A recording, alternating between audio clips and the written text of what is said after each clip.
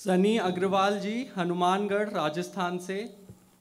महाराज जी के चरणों में वंदन। राधे राधे। ईश्वर अंश जीव अविनाशी जैसे सैद्धांतिक सत्य होने पर भी हम माया व उसके 5 विकार काम, क्रोध, लोभ, मोह व ईर्ष्या के इतने शीघ्र वशीभूत क्यों होते हैं कि अपने जीवन के मूल उद्देश्य से भी भटक जाते हैं? अपने को भूल जाने के कारण। अपने को जब हम भूल जाते हैं ना तो ऐसा हो जाता है। कई संतों की वाणियों में पाया गया कि एक बार भेड़ चराने वाला, बैठ जाइए, भेड़ चराने वाला अपनी भेड़ को लेकर जंगल गया तो वहां एक शेर का बच्चा भूल से भेड़ के बीच में आ गया। अब वो उस भेड़ के साथ रहते रहते उस गडरिये के सांटे भी खाने लगा। अब उसको भ्रम हो गया कि मैं भेड़ हूं। अब जब वो जवान हुआ तो भेड़ और सिंह में अंतर होता है, पर वो अपने अंतर को नहीं पहचान पाया और वो जैसे भेड़ों को डांटता गडरिया वैसे ही वो डांट खाता रहा।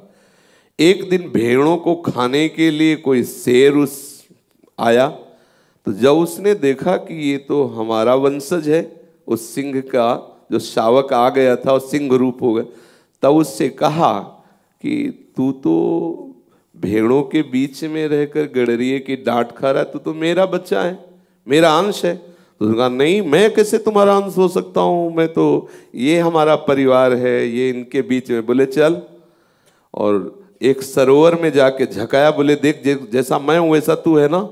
बोले हाँ। बोले अब मैं बोल रहा हूं, और दहाड़ मारी। बोले तू भी ऐसे बोल। जो भी बोला दहाड़। बोले देख मेरी आवाज तेरी आवाज, मेरा रूप तेरा रूप, मतलब तू मेरा है। अब तू जा उस भेड़ों के बीच में मार दहाड़। तो जे दहाड़ मारा तो गडरिया मूर्छित हो गया, भेड़े भाग गई। ठीक हमारी यही दशा है।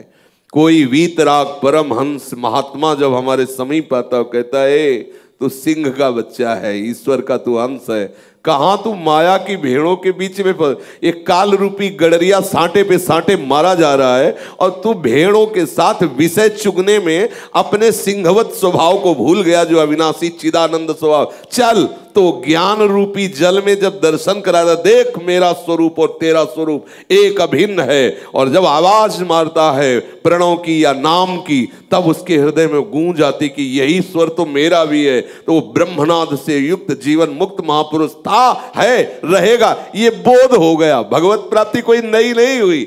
नष्टो मोहा स्मृति लब्ध, याद आ गई मारी दहाड़ तो न कोई माया है न कोई फसाव है, न आनंद मगन होकर चाह मिटी चिंता मिटी, मनुआ बेपरवाह, जिनको कछु न चाहिए वो साहन के साह, महाआनंद में निमग्न हो गया। फिकर फारी फकनी करे ताको नाम फकीर। अब जितनी चिंताएं थी वो सब भ्रामवस्थी अपने को भेड़ मानने के लिए, जब चाहे वो गडरिया मारता था, वो बेचारा पिटता था।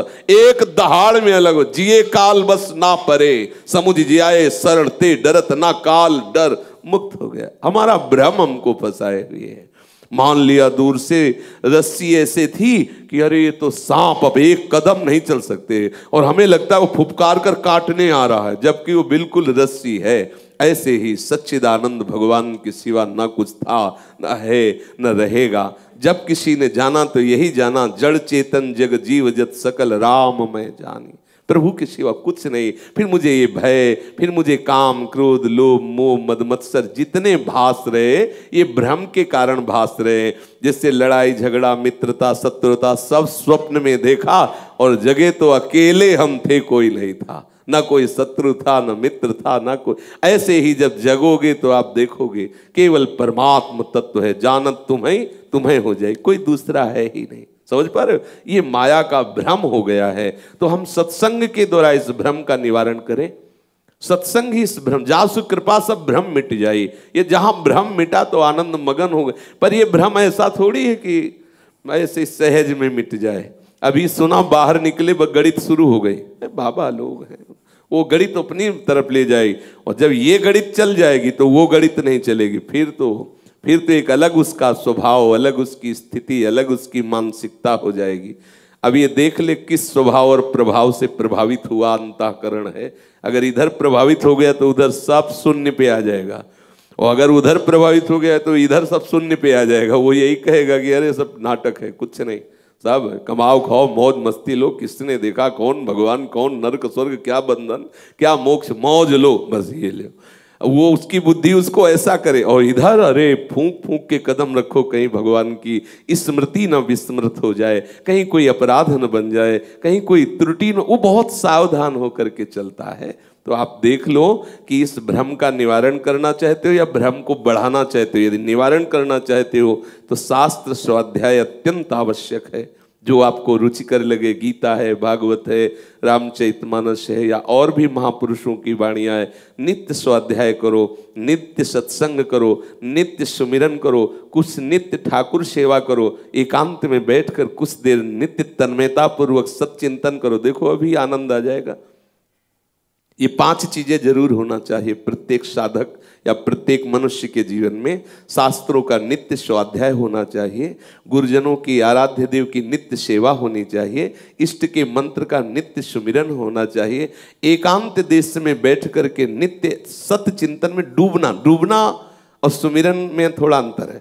जैसे हम सुमिरन करते हुए कोई भी सेवा कर रहे हो, डूबने में होता है कि शरीर को निश्चेष्ट करके कुछ क्षण एकांते सुखमास्यताम, सुखासन में बैठ करके सुखपूर्वक अपने चित्त को लय करना, नाम में, मंत्र में, रूप में या स्वरूप में, जैसी जो गुरुदेव से आज्ञा मिली हो, ये जरूर है। स्वाध्याय, सुमिरन, सत्संग, सेवा और समाधि, जब तक ये 5 स्थितियां अपने जीवन में हम नहीं लाते हैं तब तक हमें माया बख्शती नहीं है।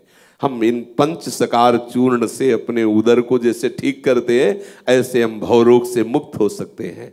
स्वाध्याय शास्त्रों का, सुमिरन ठाकुर का, और सत्संग संतों का, और हमारे हृदय में सेवा भावना, माता पिता गुरुजन इष्ट ये सब एक ही श्रेणी में आते हैं, इनकी सेवा। फिर एकांत में कुछ क्षण बैठने का अभ्यास होना चाहिए, कभी 24 घंटे में कुछ ऐसा क्षण जिसमें कोई भी विषय चिंतन नहीं, कोई भी क्रिया नहीं, शांत बैठ करके एकमात्र आराध्य देव का चिंतन, चाहे वो आराध्य देव आत्मस्वरूप हो, चाहे वो प्रियालाल हो या नाम हो, मंत्र हो, जिसमें अपनी भावना हम डुबो सके, ऐसा करना चाहिए।